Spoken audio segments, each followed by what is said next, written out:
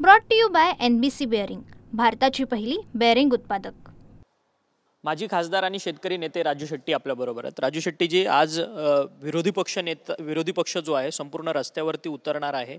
निवडणूक आयोगावरती विरोधी पक्षाचा मोर्चा जातोय। गेल्या आठवड्यात राहुल गांधींनी एक महत्त्वाची पत्रकार परिषद घेतली आणि कशा पद्धतीने मतचोरी झाली त्या सगळ्या संदर्भातलं एक विस्तृत प्रेझेंटेशन त्यांच्या मार्फत करण्यात आलं। आज संसदेचं अधिवेशन पुन्हा सुरू होतंय, त्यानिमित्ताने आंदोलन होतंय।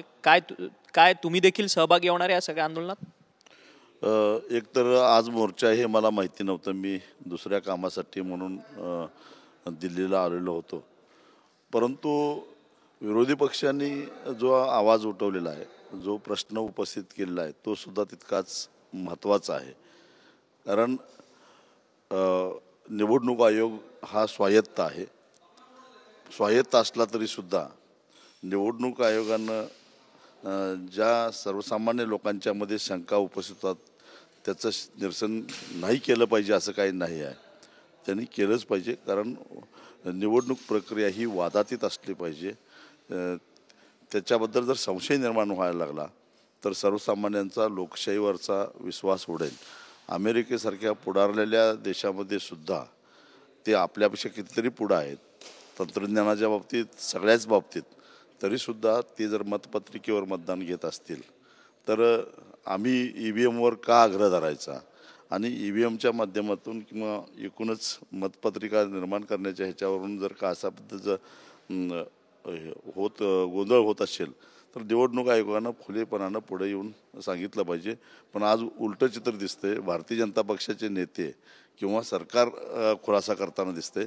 खुलासा निवडणूक आयोगानं केला पाहिजे आणि म्हणून माझं असं स्पष्ट मत आहे की निवडणूक प्रक्रिया ही स्वच्छ आणि पारदर्शक झाली पाहिजे। या देशातल्या शेवटच्या टोकावर असणाऱ्या माणसाचा सुद्धा या निवडणूक प्रक्रियेवर विश्वास बसला पाहिजे, तरच खऱ्या अर्थानं निवडून आलेलं सरकार हे लोकाभिमुख सरकार आहे असं कुठेतरी म्हणता येईल। परंतु निवडणूक आयोग कुठेतरी राजकीय उत्तर आता देताना पाहायला मिळतं का? ज्यावेळेस राहुल गांधींनी पत्रकार परिषद घेतली, त्याच वेळेस निवडणूक आयोगाने देखील स्पष्टीकरण देताना म्हटलं की जुन्या बाटलीमध्ये नवीन दारू आहे, अशा पद्धतीची ही संपूर्ण त्यांच्याकडनं प्रतिक्रिया आहे ना, ही राजकीय भूमिका म्हणावी लागेल। निवडणूक आयोगानं खरं तर असं राजकीय उत्तर द्यायचं काही कारण नाही आहे। निवडणूक आयोग हा एक स्वायत्त आयोग आहे आणि निवडणूक आयोगानं त्या पद्धतीनं काम करावं। कुणाच्या तरी इशाऱ्यावर निवडणूक आयोगाकडून उत्तरं येतात अशा प्रकारचं चित्र आता निर्माण व्हायला लागलं आहे। हे लोकशाहीच्या दृष्टिकोनातून घातक आहे। परंतु आता राज्यामध्ये देखील स्थानिक स्वराज्य संस्थांच्या निवडणुका येऊ घातलेल्या आहेत। या सगळ्या निवडणुकीमध्ये राज्य निवडणूक आयोगाचे आयुक्त म्हणतात की जी VVPAT सिस्टम आहे ती मात्र स्थानिक स्वराज्य संस्थांच्या निवडणुकीमध्ये नसणार। याच्याकडे कशा पद्धतीने पाहताय? कारण की एकंदरीतच विधानसभेमध्ये मतचोरी झाल्याचा आरोप जो आहे तो एकीकडे होत असताना आता स्थानिक स्वराज्य संस्थांच्या निवडणुकीमध्ये VVPAT नसणार आहे आपल्याकडे। म्हणजे ही अजून एक संशयास्पद गोष्ट आहे आणि VVPATमुळे काही चोऱ्या थांबतात अशातला भाग नाही, पण तरीसुद्धा किमान आपण कुणाला मत दिलं त्याच्यापर्यंत ते मत पोचलं का नाही याची खात्री करण्याची तरी मतदाराला एक संधी असते, तीही काढून घेणं म्हणजे ह्या एकूणच व्यवस्थेवर, या निवडणूक प्रक्रियेवर सर्वसामान्यांच्या मनात हे मी माझं मत व्यक्त करत नाही। आपण जर का गल्ली कट्ट्यावर, बस स्टँडवर, रेल्वे स्टेशनवर सहज जरी चर्चा उपस्थित केली तरी लोकांची एक आम धारणा अशी आहे की आपण ज्याला मत देतो त्याच्यापर्यंत मत पोहोचेलच याची खात्री आता सर्वसामान्य माणसाला राहिलेली नाही आहे। गेल्या अनेक वर्षांपासून तुम्ही देखील निवडणुका लढवतायत, परंतु मतचोरीचा प्रकार हा तुमच्या लक्षात आला का? तुम्ही या सगळ्या संदर्भातलं काही संशोधन वगैरे केलंय का? तुमच्या मतदारसंघात मतचोरी झाल्याचा प्रकार 2019 साली मला काही गोष्टी लक्षात आलेल्या होत्या। म्हणजे त्या मतमोजणी केंद्रापासून केंद्रावर अचानक काही याच्यामध्ये सॉफ्टवेअरमध्ये बदल झालेले वगैरे लक्षात आलेल्या होत्या, परंतु माझ्याकडं पुरावा जोडता आला ना, एकत्रित करता आला नाही, माझ्याकडे तेवढी यंत्रणा नव्हती। परंतु कुठेतरी काहीतरी गडबड आहे हे जे मनामध्ये शंका आहे ती मनातली शंका काही फिटत नाही आहे। माधुरी हत्तींच्या संदर्भातला प्रश्न जो आहे तो सातत्यानं उपस्थित होताना पाहायला मिळतोय. सर्वोच्च न्यायालयाच्या निकालानंतर माधुरी हत्तींना वंतारामध्ये घेऊन गेले, त्यानंतर तुम्ही सगळी आंदोलनं केली, कोल्हापूर सगळं अख्खं पेटलं, 45 किलोमीटरची पदयात्रा झाली, आज दिल्लीत आहात. खरं तर वंताराचे जे CEO आहेत ते देखील म्हटले की आम्ही सहकार्याची भूमिका घेऊ म्हणून. आत्ता सध्याची परिस्थिती काय?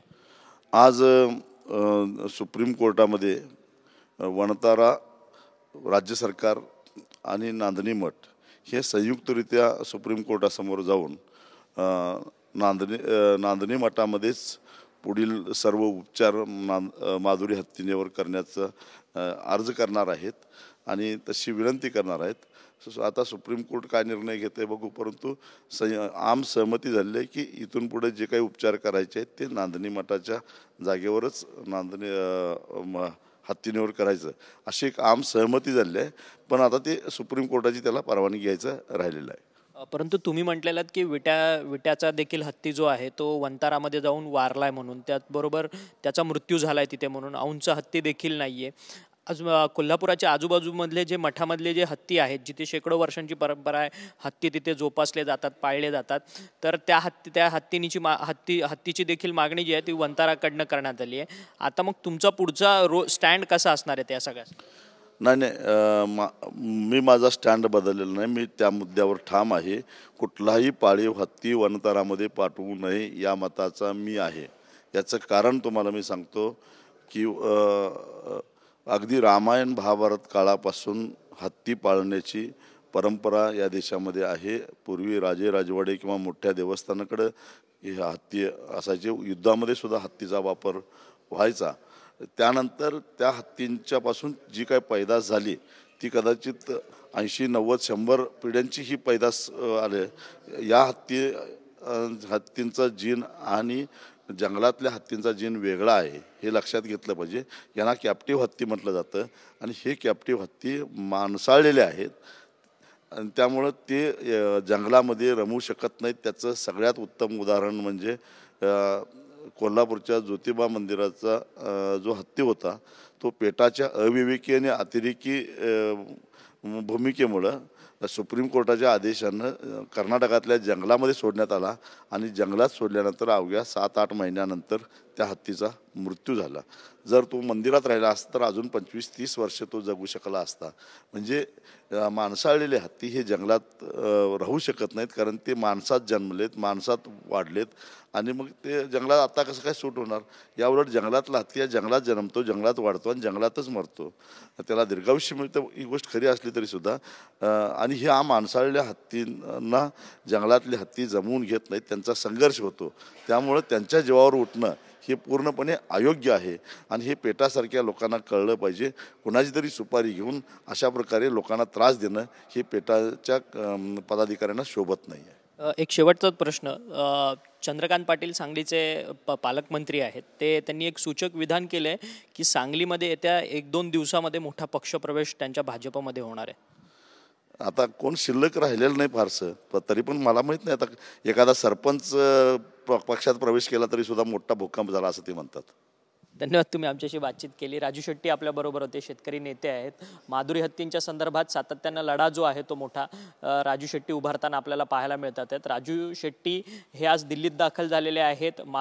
नांदणी मठ असेल, वंतारा असेल आणि राज्य शासन असेल, या तिघांच्या संयुक्त विद्यमानातून आज सुप्रीम कोर्टात एक पिटिशन जी आहे ती फाईल होणार आहे आणि त्याच्यानंतर माधुरी हत्ती जी आहे ती पुन्हा एकदा नांदणी मठात येण्याकरता सर्वतोपरी प्रयत्न जे आहे या तिन्ही संस्थेकडनं केले जाणार असल्याची माहिती जी आहे ती राजू शेट्टी यांनी आपल्याशी बोलताना व्यक्त केली आहे. व्हिडिओ जर्नलिस्ट योगेश गुरवसह Akshay Mankani, TV9 Marathi, Navi Delhi. Brought to you by NBC bearing, भारताची पहिली बेअरिंग उत्पादक.